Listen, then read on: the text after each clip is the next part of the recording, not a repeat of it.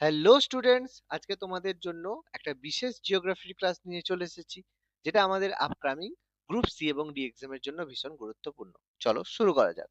প্রথম প্রশ্ন কি বলেছে যে হিমালয়ে অবস্থিত ভারতের সর্বোচ্চ শৃঙ্গ কোনটি? অর্থাৎ ভারতের উত্তর দিকে রয়েছে হিমালয়, যেটা আমাদেরকে বিভিন্ন ধরনের প্রোটেকশন প্রোভাইড করে থাকে। আমাদের মধ্য এশিয়ার ঠান্ডা হাওয়া থেকে শুরু করে অনেক দিক থেকে প্রোটেকশন দিয়ে থাকে। তো হিমালয়ে অবস্থিত ভারতের সর্বোচ্চ শৃঙ্গ কি? আমরা প্রত্যেকেই জানি কাঞ্চনজঙ্ঘা। তো ভারতের সর্বোচ্চ পর্বত শৃঙ্গ হচ্ছে কাঞ্চনজঙ্ঘা, যেটা হিমালয় পর্বতমালায় অবস্থিত। এটি ভারত এবং নেপাল সীমান্তে অবস্থিত, যেটা বিশ্বের তৃতীয় সর্বোচ্চ শৃঙ্গ। আর সর্বোচ্চ শৃঙ্গ বিশ্বের, সেটা হচ্ছে মাউন্ট এভারেস্ট। এটা কিন্তু নেপালে অবস্থিত। ওকে, পরবর্তী প্রশ্ন, ভারতের সর্বোচ্চ শৃঙ্গের নাম কি? দেখো, আগের কোশ্চেনটা ছিল হিমালয়ে ভারতের সর্বোচ্চ শৃঙ্গ, কিন্তু ভারতের সর্বোচ্চ শৃঙ্গ সেটা কিন্তু হিমালয়ে নয়, সেটা কিন্তু কারাকোরাম রেঞ্জে অবস্থিত। সেটা হচ্ছে গডউইন অস্টিন বা কেটু। তাহলে ভারতের সর্বোচ্চ পর্বত শৃঙ্গ কেটু বা গডউইন অস্টিন, যেটা বিশ্বের দ্বিতীয় সর্বোচ্চ পর্বত শৃঙ্গ, যেটা কারাকোরাম পর্বতমালায় অবস্থিত। এটা বর্তমানে যে পিওকে, পাক অকুপাইড কাশ্মীর, সেখানে হলেও এটা কিন্তু ভৌগোলিকভাবে এটা ভারতের সর্বোচ্চ শৃঙ্গ হিসেবে গণ্য করা হয়ে থাকে। কারণ পিওকে বা পাক অকুপাইড কাশ্মীর যেটা, সেটা ভারত তার অবিচ্ছেদ্য অংশ হিসেবে কনসিডার করে থাকে। চলো পরবর্তী প্রশ্নে যাওয়া যাক। পরবর্তী প্রশ্নে যাওয়ার আগে তোমাদের জন্য একটা সুখবর। ওয়েট ফর জবে রয়েছে তোমাদের জন্য স্টাডি ম্যাটেরিয়াল, বিষয়ভিত্তিক এমসিকিউ, জিকে এবং ম্যাথমেটিক্স এর কনসেপ্ট সহ সমাধান। বিষয়ভিত্তিক এমসিকিউ জিকে বইতে তোমরা পাচ্ছ ইতিহাস, ভূগোল, বিজ্ঞান, রাষ্ট্রবিজ্ঞান, অর্থনীতি, সাধারণ জ্ঞানের এমসিকিউ উইথ এক্সট্রা ইনফরমেশন। আর ম্যাথমেটিক্স বইতে তোমরা পাচ্ছ শর্টকাট পদ্ধতিতে কিভাবে তোমরা ম্যাথ সলভ করতে পারবে, সেইগুলো তার মধ্যে থাকবে। এবং আরো প্র্যাকটিস সেট তোমরা কিন্তু এর মধ্যে পেয়ে যাবে। তাহলে এর জন্য নিচে দেওয়া হোয়াটসঅ্যাপ নাম্বারে তোমরা যোগাযোগ করো, অথবা ডেসক্রিপশন বক্স থেকে তোমরা পিডিএফ কেনার লিঙ্ক পেয়ে যাবে। মাত্র 250 টাকায় বাড়িতে বসে তোমরা কিন্তু ফ্রি হোম ডেলিভারি পেয়ে যাবে। তাহলে আর দেরি না করে নিচে দেওয়া হোয়াটসঅ্যাপ নম্বরে যোগাযোগ করে নাও। আর ভিডিওটা ভালো লাগলে অবশ্যই আমাদের চ্যানেল ওয়েট ফর জবকে ফলো করতে ভুলো না। চলো পরবর্তী প্রশ্নে যাওয়া যাক। ভারতের উচ্চতম হ্রদের নাম কি? দেখো, ভারতের উচ্চতম হ্রদ হচ্ছে প্যাংগং হ্রদ। যদিও ভারতের উচ্চতম হ্রদ কিন্তু সিকিমের চোলামু হ্রদ, তবে যে অপশন গুলো রয়েছে সেখানে কিন্তু চোলামু হ্রদ দেওয়া নেই। সেই কারণে হ্রদগুলোর মধ্যে সর্বোচ্চ বলা হবে প্যাংগং লেক, যেটা 4350 মিটার বা 14,200 ফুট উচ্চতায় অবস্থিত। এটি বিশ্বের সর্বোচ্চ লবণাক্ত জলের হ্রদগুলির মধ্যে অন্যতম। অর্থাৎ ভারতের উচ্চতম হ্রদ, সেই কারণে প্যাংগং। পরবর্তী প্রশ্ন, রেওয়া দেখা যায় কোন রাজ্যে? দেখো, রেওয়া বা রেওয়া সিসোদিয়া, এটা হচ্ছে একটা রাজবংশ ছিল, যেটা হিমাচল প্রদেশের কাংড়া ভ্যালিতে পাওয়া যেত, এরা থাকতো। তো বর্তমানে রেওয়া একটা ঐতিহ্যবাহী লোকনৃত্য বা উৎসবকে নির্দেশ করে, তাই এই লোকনৃত্যটা মূলত হিমাচল প্রদেশেই দেখা যায়। পরবর্তী প্রশ্ন, ভারতের সর্বোচ্চ মালভূমি কি? দেখো, ভারতের সর্বোচ্চ মালভূমি হচ্ছে লাদাখ মালভূমি, যেটা হিমালয় এবং কুনলুন রেঞ্জের মধ্যে অবস্থিত, এবং এর বেশিরভাগ অংশই সমুদ্রপৃষ্ঠ থেকে 3000 মিটার আর 9800 ফুটের বেশি উচ্চতায় অবস্থিত।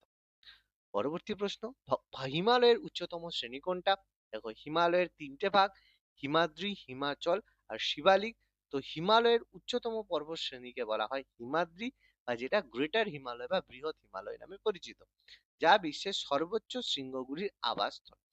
এই অংশের গড় উচ্চতা 6100 মিটার, এবং এখানে সারা বছর তুষারপাত হয়ে থাকে।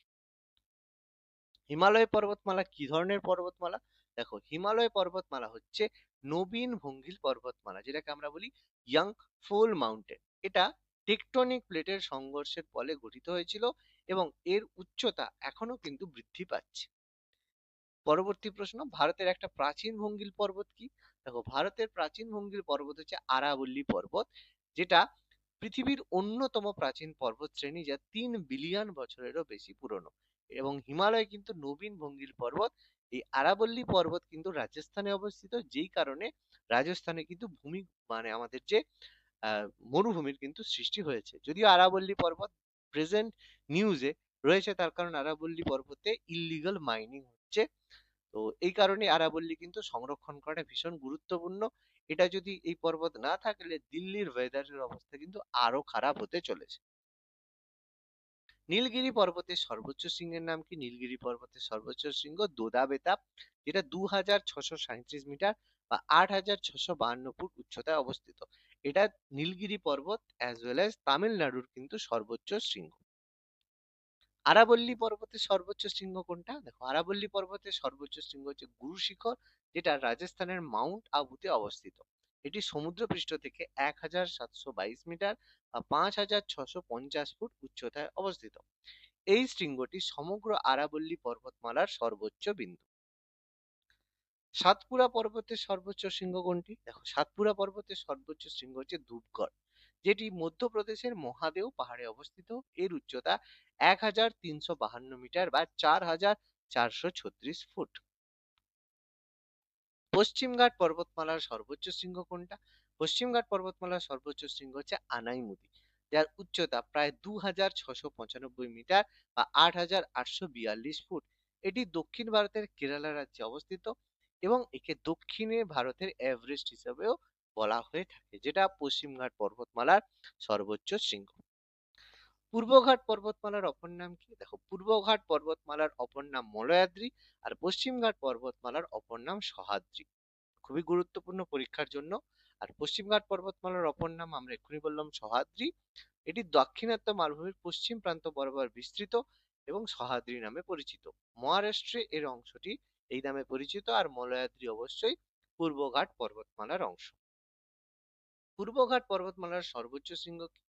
পূর্বঘাট পর্বতমালার সর্বোচ্চ শৃঙ্গ জিন্দা গাদা, যার উচ্চতা 1690 মিটার বা 5540 ফুট। এটি ভারতের অন্ধ্রপ্রদেশ রাজ্যের আরাকু ভ্যালিতে অবস্থিত, আরাকু উপত্যকায়, যেটা আমরা অনেকে হচ্ছে যারা ভাইজ্যাক বা বিশাখাপত্তনম ঘুরতে যাই, সেখানে কিন্তু আরাকু ভ্যালি অনেকেই ঘুরতে যায়। যদিও কিছু পুরানো উৎস মহেন্দ্রগিরিকে সর্বোচ্চ শৃঙ্গ উল্লেখ করে, তবুও জিন্দা গাদা কিন্তু সর্বোচ্চ শৃঙ্গ। দক্ষিণ ভারতের সর্বোচ্চ শৃঙ্গ কোনটা? আনাইমুদি হচ্ছে দক্ষিণ ভারতের সর্বোচ্চ শৃঙ্গ, যেটা 2695 মিটার বা 8842 ফুট। এটি পশ্চিমঘাট পর্বতমালায় অবস্থিত। একে দক্ষিণ ভারতের এভারেস্টও বলা হয়ে থাকে। মেঘালয় মালভূমির সর্বোচ্চ শৃঙ্গ। মেঘালয় মালভূমির সর্বোচ্চ শৃঙ্গ হচ্ছে শিলং, যেটা মেঘালয় সর্বোচ্চ স্থান, যেটা খাসি পাহাড়ে অবস্থিত। এর উচ্চতা 1961 মিটার। ভারতের বৃহত্তম সমভূমি কোনটা? ভারতের বৃহত্তম সমভূমি গাঙ্গেয় সমভূমি, যেটা উত্তর এবং পূর্ব ভারত জুড়ে ইন্দো গাঙ্গেয় সমভূমির পূর্ব অংশ গঠন করে, যেটি দেশের বৃহত্তম সমভূমি অঞ্চল। এটি উত্তরপ্রদেশ, বিহার, পশ্চিমবঙ্গ রাজ্য জুড়ে প্রায় 3,75,000 বর্গ কিলোমিটার এলাকা জুড়ে বিস্তৃত। সমগ্র সিন্ধু গাঙ্গেয় ব্রহ্মপুত্র সমভূমি বিশ্বের বৃহত্তম পলিমাটি সমভূমি, যা প্রায় 3,200 কিলোমিটার দীর্ঘ। তিন দিক জল দ্বারা বেষ্টিত স্থলভাগকে কি বলে? দেখো, তিন দিক জল দ্বারা বেষ্টিত ভূমিকে বলা হয় উপদ্বীপ, এবং যদি যে ভূমি সম্পূর্ণ জল দ্বারা বেষ্টিত তাকে দ্বীপ বলা হয়, যেমন শ্রীলঙ্কা দ্বীপ, এরকম উপদ্বীপ কিন্তু কাথিয়াওয়াড় উপদ্বীপ রয়েছে। তিন দিক স্থলভাগ বেষ্টিত জলকে কি বলা হয়? উপসাগর বলা হয়, যেটাকে গালফ বলা হয়। যার তিন দিকে স্থলভাগ, যেটাকে গালফ বলা হয়। যেমন কচ্ছ, কচ্ছ উপসাগর, Kutch Gulf. Mexico, Mexican Gulf, যার তিন দিকে স্থলভাগ। আর পার্সিয়ান গালফ, যেটা পারস্য, যে পার্সিয়া মানে ইরানের কাছে রয়েছে, যেখানে সবচেয়ে বেশি ট্রেড হয়ে থাকে। এই উপসাগরের জল কিন্তু শান্ত হয়, ওকে, কারণ তিন দিকে স্থল হওয়ার কারণে, একদিক সমুদ্র দ্বারা বেষ্টিত হওয়ার কারণে এর জলভাগ অনেক শান্ত হয়ে থাকে। কচ্ছ শব্দের অর্থ কি? কচ্ছ শব্দের অর্থ সমুদ্রের তীরভূমি বা জলময় দেশ। এখানের মধ্যে জলাভূমি শব্দটা বেশি অ্যাপ্রোপ্রিয়েট। কাশ্মীর উপত্যকার কারেওয়া যে ফসল চাষের জন্য বিখ্যাত। কাশ্মীর হিমালয়ে কারেওয়া স্তর সমষ্টিতে জলাশয়ের পলি মাটি দ্বারা গঠিত, যা অত্যন্ত উর্বর হয়, যেটা জাফরান চাষের জন্য বিশেষ বিখ্যাত। এছাড়া এখানে বাদাম, আখরোট, আপেল চাষও হয়, যার জন্য কারেওয়া জমি ব্যবহার করা হয়। হিমালয় পর্বতের সৃষ্টি হয়েছে কোন সাগর থেকে? দেখো, হিমালয় টেথিস সাগর থেকে উৎপন্ন হয়েছে। হিমালয় পর্বতমালা প্রায় 50 থেকে 40 মিলিয়ন বছর আগে ভারতীয় এবং ইউরেশিয়ান টেকটনিক প্লেটের সংঘর্ষের ফলে গঠিত হয়েছিল। এর আগে ভারত একটা বৃহৎ দ্বীপ ছিল, যা টেথিস সাগরের থেকে এশিয়া থেকে বিচ্ছিন্ন ছিল।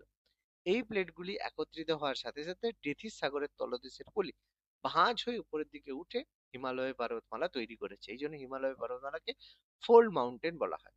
ভূমধ্যসাগর, কৃষ্ণ সাগর, ক্যাসপিয়ান সাগর, অরাল সাগরকে টেথিস সাগরের অবশিষ্টাংশ বলে মনে করা হয়ে থাকে। মেঘালয় মালভূমি কি? দেখো, মেঘালয় মালভূমি এক ধরনের বিশেষ ব্যবচ্ছিন্ন মালভূমি।